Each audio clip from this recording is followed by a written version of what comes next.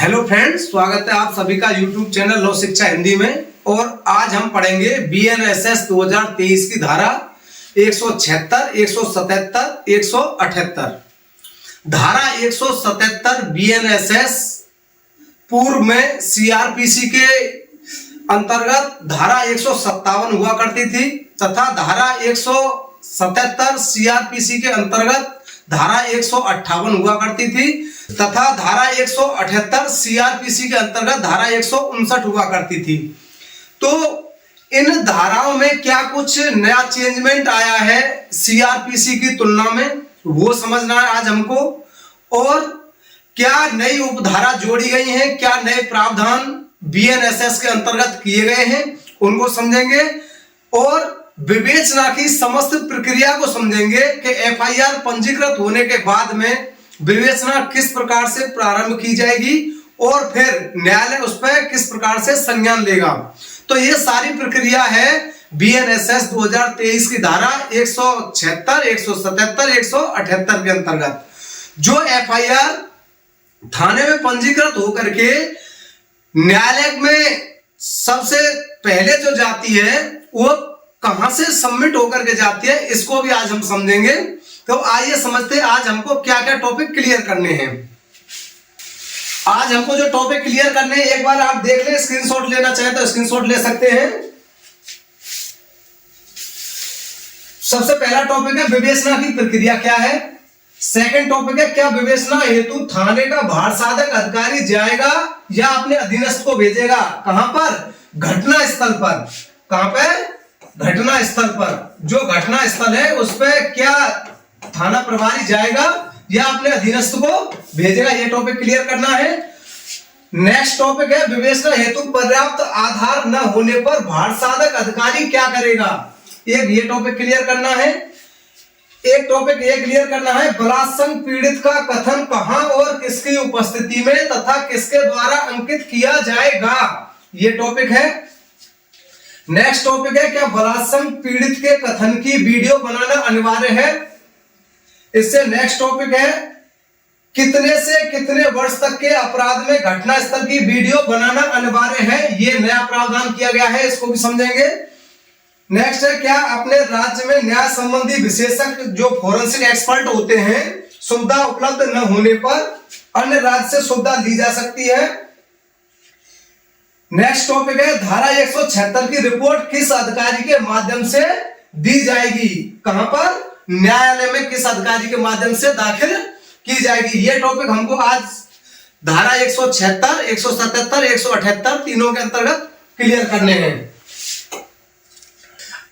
अब ये हमारी धारा आ गई 176 अन्वेषण के लिए प्रक्रिया, प्रोसीजर फॉर इन्वेस्टिगेशन। ये धारा 176 के अंतर्गत है तो इसको समझेंगे। इसका जो सब क्लॉज है 1 इसको पढ़ेंगे। यदि पुलिस थाने के भार साधक अधिकारी को सूचना प्राप्त होने पर या अन्यथा यह संदेह करने का कारण है कि ऐसा अपराध किया गया है जिसका अन्वेषण करने के लिए धारा 175 के अधीन वह सशक्त है, तो वह उस अपराध की रिपोर्ट उस मजिस्ट्रेट को तत्काल भेजेगा जो ऐसे अपराध का पुलिस रिपोर्ट पर संज्ञान करने के लिए सशक्त है। तो इसमें सबसे पहले समझना यह है हमको कि एक तो सूचना हो गई, सूचना कौन सी? संज्ञेय अपराध की, जो धारा 175 में वर्णित था। धारा 175 के अंतर्गत था कि अगर संज्ञेय अपराध कहीं पे घटित हुआ है किसी थाना प्रभारी के क्षेत्र में तो वो बिना न्यायालय की अनुमति के उसका अन्वेषण करेगा, न्यायालय से अनुमति की कोई आवश्यकता नहीं है। तो उस कंडीशन में ऐसे संज्ञेय अपराधी कहीं पे उसको सूचना प्राप्त होती है, सूचना प्राप्त होने पर अन्यथा यह संदेह करने का कारण होने पर जिसका अन्वेषण करने के लिए धारा 175 में वो सशक्त है, तो वह उस अपराधी रिपोर्ट कौन सी? इस रिपोर्ट से मतलब है हमारा एफआईआर, उस अपराध की रिपोर्ट। मतलब क्या हो गया कि एफआईआर उस मजिस्ट्रेट को तत्काल भेजेगा जो ऐसे अपराध का पुलिस रिपोर्ट। ये क्या है पुलिस रिपोर्ट? ये है एफआईआर चार्जशीट। कौन सी? एफआईआर चार्जशीट, जो धारा 193 बीएनएसएस के अंतर्गत न्यायालय को भेजी जाती है एफआईआर चार्जशीट, उसे कहते हैं पुलिस रिपोर्ट। और इस रिपोर्ट से मतलब है एफआईआर। तो एफआईआर कहां पे जाएगी? पंजीकृत होने के बाद में उस मजिस्ट्रेट के पास जाएगी जो इस पुलिस रिपोर्ट पे संज्ञान लेने के लिए सशक्त है। जैसे अगर कहीं पे कोई पॉक्सो से संबंधित घटना घटित हुई है तो वो कौन से न्यायालय में जाएगा? पॉक्सो कोर्ट के अंतर्गत जाएगा। अगर कहीं SC/ST एक्ट से संबंधित घटना घटित हुई है तो वो कौन से न्यायालय में जाएगी? एफआईआर SC/ST एक्ट न्यायालय के अंतर्गत जाएगी। तो जो मजिस्ट्रेट उसके लिए सशक्त है उसके अंतर्गत जाएगी। समझना सबसे ज्यादा क्या है, इस रिपोर्ट का मतलब एफआईआर से है और पुलिस रिपोर्ट का मतलब एफआईआर चार्जशीट से है। और मामले के तथ्यों और परिस्थितियों का अन्वेषण करने के लिए और यदि आवश्यक हो तो अपराधी का पता चलाने और उसकी गिरफ्तारी के उपाय करने के लिए उस स्थान पर या तो स्वयं जाएगा या अपने अधीनस्थ अधिकारियों में से एक को भेजेगा जो ऐसी पंक्ति से निम्नतर पंक्ति का न होगा जिसे राज्य सरकार साधारण या विशेष आदेश द्वारा इस निमित्त विहित करे। तो इसका मतलब यह हो गया कि अपराध अगर गंभीर प्रकृति का है और उस तरह की परिस्थितियां हैं तो थाना प्रभारी या तो अपराधी का पता कराने के लिए या अन्य एविडेंस कलेक्ट करने के लिए तत्काल मौके पर जाएगा या अपने अधीनस्थ अधिकारी को भेजेगा जिसे राज्य सरकार क्या करे? विशेष आदेश द्वारा निमित्त विहित करे। का अधिकारी हो सकता है सब इंस्पेक्टर। कौन किसके अधीनस्थ है? एसओ या एसएचओ के, थाने के भार साधक अधिकारी के जो अधीनस्थ है, तो उसको इस तरह से वो मौके पर भेजेगा। तो ये परिस्थितियां सब क्लॉज 1 के अंतर्गत थी। और क्या है इस धारा के अंतर्गत? अब इसमें एक परंतुक आ गया। परंतुक में दिया गया है दो परंतुक हैं, तो दोनों परंतुक में हम समझेंगे कि जब ऐसे अपराध के किए जाने की कोई सूचना किसी व्यक्ति के विरुद्ध उसका नाम देकर की गई है, क्या है? नाम से की गई है और मामला गंभीर प्रकार का नहीं है, तब यह आवश्यक न होगा कि पुलिस थाने का भार साधक अधिकारी उस स्थान पर अन्वेषण करने के लिए स्वयं जाए या अधीनस्थ अधिकारी को भेजे। तो इससे मतलब ये हो गया कि अगर थाने के भार साधक अधिकारी को ऐसा लगता है कि गंभीर प्रकृति का कोई मामला नहीं है और जो एफआईआर पंजीकृत कराई गई है, जो रिपोर्ट की गई है, वो नाम से की गई है, किसी व्यक्ति को नामित करते हुए की गई है, तो वो वहां पर जाए ये आवश्यक नहीं है। जा सकता है परंतु उसके लिए अनिवार्य नहीं है कि वो तत्काल वहां पर जाए। क्यों? क्योंकि अगर नाम से न देकर अज्ञात में एफआईआर दी जाती है तब वहां पर यह कंडीशन आ जाती है कि अपराधी का पता लगाने और तत्काल एविडेंस कलेक्ट करने के लिए थाना प्रभारी या तो स्वयं जाए या अपने अधीनस्थ को भेजे। परंतु अगर किसी को नामित करके एफआईआर दी गई है तो उस अभियुक्त का नाम तो पहले ही पता चल गया और गंभीर प्रकृति का मामला नहीं है, तो उसके लिए वहां पर जाना आवश्यक नहीं है। अब इसका सब क्लॉज 2 देखेंगे जो खा के अंतर्गत है। खा के अंतर्गत है, यदि पुलिस थाने के भार साधक अधिकारी को यह प्रतीत होता है कि अन्वेषण करने के लिए पर्याप्त आधार नहीं है तो वह उस मामले का अन्वेषण न करेगा।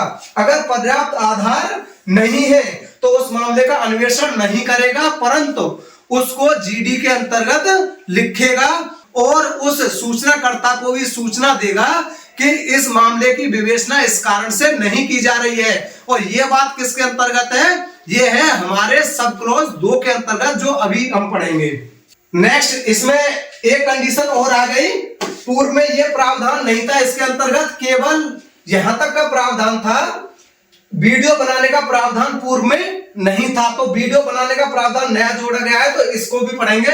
परंतु यह और के बलात्संग के अपराध के संबंध में पीड़ित का कथन पीड़ित के निवास पर या उसकी पसंद के स्थान पर, अगर कोई बलात्संग से संबंधित कोई पीड़ित है तो उसका जो कथन अंकित किया जाता है वो किसके अंतर्गत किया जाएगा? वो किया जाएगा पीड़ित के निवास पर या उसकी पसंद के स्थान पर, जो भी उसके लिए सुगम स्थान हो उस पर। और कैसे? यथासाध्य किसी महिला पुलिस अधिकारी द्वारा। क्या हो गया? महिला पुलिस अधिकारी द्वारा उसके माता पिता, संरक्षक या उसके कोई नजदीकी रिश्तेदार या किसी सामाजिक कार्यकर्ता की उपस्थिति में अवलिखित किया जाएगा।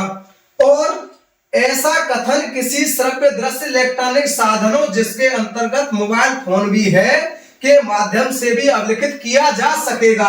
इसमें दो शब्द यूज हुए हैं। ऊपर आप देखेंगे सामाजिक कार्यकर्ता, ये जो ऊपर वाली कंडीशन है, अभिलिखित किया जाएगा। तो इसमें क्या हुआ, किया जाएगा, ये हो गया अनिवार्य फील्ड हो गया। ये अनिवार्य होगा कि किया जाएगा, परंतु वीडियो बनाना अनिवार्य नहीं है। उसमें शब्द आया है अभिलिखित किया जा सकेगा। ये बिल शब्द का प्रयोग हुआ यहाँ पे हुआ है सेल शब्द का प्रयोग। ऊपर वाला ये क्या है, ऊपर वाली कंडीशन ये मैंडेटरी है, परंतु ये मैंडेटरी नहीं है। और इसमें क्या प्रावधान हुए हैं, अब इसका सब क्लॉज 2 आ गया। इसमें सब क्लॉज 2 में क्या दिया हुआ है कि उपधारा 1 के पहले परंतु के खंड क और खंड ख में वर्णित दशाओं में से प्रत्येक दशा में पुलिस थाने का भार साधक अधिकारी अपनी रिपोर्ट में उसके द्वारा उस उपधारा की अपेक्षाओं का पूर्णतः अनुपालन न करने के अपने कारणों का कथन करेगा और मजिस्ट्रेट को पाक्षिक दैनिक डायरी रिपोर्ट भेजेगा और उक्त परंतु के खंड ख में वर्णित दशा में अधिकारी सूचना देने वाले को यदि कोई हो ऐसी रीति से जो राज्य सरकार द्वारा बनाए गए नियमों द्वारा विहित की जाए भी तत्काल अधिसूचित करेगा। इस पूरे प्रकरण का मतलब ये हो गया, जो ये पूरा पैरा है खंड का के अंतर्गत क्या था कि साधारण प्रकृति का अपराध है और नामित रिपोर्ट दी गई है, तब वहां जाने की उसे आवश्यकता नहीं है। वहां कहां, घटना स्थल पर तत्काल मौके पर जाने की आवश्यकता नहीं है। तो वो पहले खंड के अंतर्गत है, परंतु उसे क्या करना होगा, जीडी में वो विवरण लिखना होगा और 15 दिवस की दैनिक डायरी रिपोर्ट न्यायालय को भेजनी होगी। और खंड खा के अंतर्गत ये था कि अगर विवेचना के आधार पर्याप्त नहीं है तब विवेचना नहीं करेगा।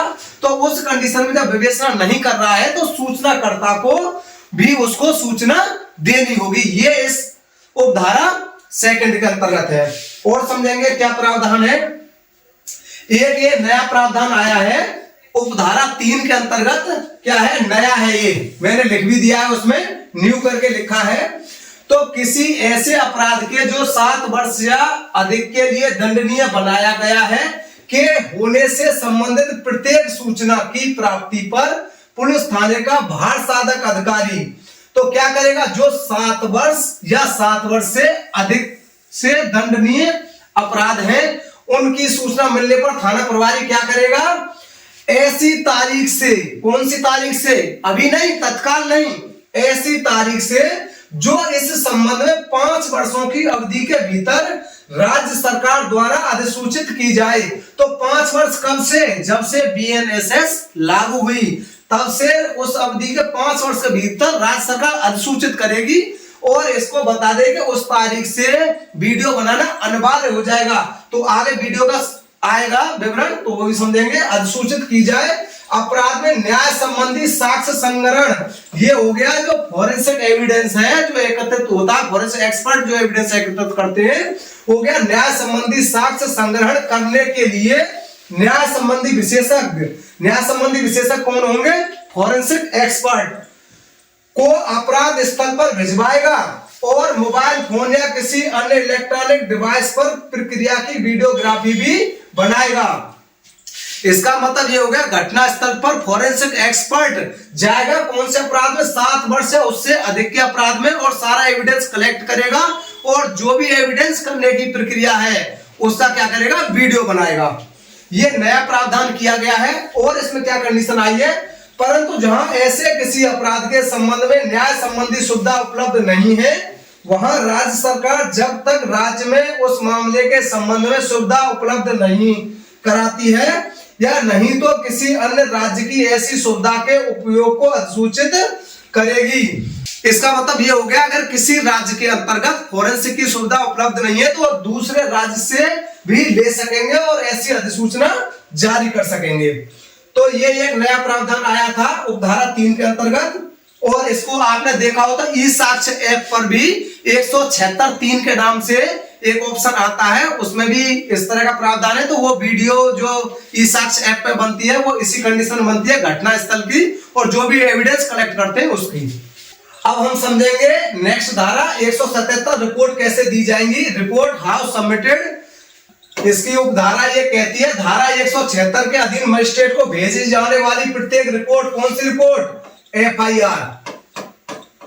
एफआईआर यदि राज्य सरकार ऐसा निर्देश देती है तो पुलिस के ऐसे वरिष्ठ अधिकारी के माध्यम से दी जाएगी जिसे राज्य सरकार साधारण या विशेष आदेश द्वारा इस निमित्त नियत करे। तो इसका मतलब ये होगा एफआईआर जब पंजीकृत होगी तो पंजीकृत होने के बाद, थाने पंजीकृत होने के बाद में वरिष्ठ अधिकारी कौन हो गया? वरिष्ठ अधिकारी सीओ साहब के माध्यम से माननीय न्यायालय जाते हैं, तो इस प्रकार सीओ साहब से सबमिट होकर के ही वो न्यायालय जाएगी। और क्या प्रावधान है इसके धारा 2 में? ऐसा वरिष्ठ अधिकारी पुलिस थाने के भार साधक अधिकारी को ऐसे अनुदेश दे सकता है जो वह ठीक समझे और उस रिपोर्ट पर उन अनुदेशों को अवलिखित करने के पश्चात उसे अगला मजिस्ट्रेट के पास भेज देगा। तो अगर उसमें कुछ भी निर्देश अगर लिखने हैं तो उस तरह के निर्देश लिख करके सीओ साहब के माध्यम से वो कहां चली जाएगी? मजिस्ट्रेट के पास में। और कौन सा मजिस्ट्रेट के पास में? जो उस पर संज्ञान करने के लिए सशक्त हो, उनके पास में। नेक्स्ट धारा है धारा 178 अन्वेषण या प्रारंभिक जांच करने की शक्ति। मजिस्ट्रेट धारा 176 के अधीन कोई रिपोर्ट प्राप्त होने पर अन्वेषण के लिए निर्देश दे सकता है। इसके अंतर्गत हो गया जो एफआईआर प्राप्त होती है, प्राप्त होने पर अन्वेषण के लिए निर्देश दे सकता है यदि वह ठीक समझे। तो अगर वो ठीक समझे तो अन्वेषण के लिए निर्देश दे सकते हैं। कौन सी कंडीशन में? उस कंडीशन में जब उसके लिए अगर थाना प्रभारी ने कहा कि उस विवेचना करने के लिए पर्याप्त आधार नहीं है, उस कंडीशन में निर्देश दे सकते हैं। और क्या कर सकते हैं? इस संहिता में उपबंधित रीति से मामले की प्रारंभिक जांच करने के लिए या उसको अन्यथा निपटाने के लिए तुरंत कार्रवाई कर सकते हैं या अपने अधीनस्थ किसी मजिस्ट्रेट को कार्रवाई करने के लिए प्रतिनियुक्त कर सकता है। इसका मतलब ये हो गया अन्वेषण कौन करेगा? अन्वेषण करेगा पुलिस अधिकारी। और जांच कौन करेगा? जांच करेगा मजिस्ट्रेट। वो अपने अधीनस्थ को भी नियुक्त कर सकते हैं किसी को, या खुद भी उसको निपटा सकते हैं। तो ये था धारा 178 के अंतर्गत। इसमें आज हमने समझा विवेचना की प्रक्रिया, किस तरह से विवेचना प्रारंभ होती है और किस तरह से एफआईआर न्यायालय जाती है और किस तरह से उस पर फिर न्यायालय संज्ञान लेता है। तो ये था धारा 176, 177, 178 बीएनएसएस के अंतर्गत। अगर आपको धाराएं समझ में आई हो और वीडियो पसंद आए हो तो चैनल को लाइक करें, सब्सक्राइब करें। Thank you.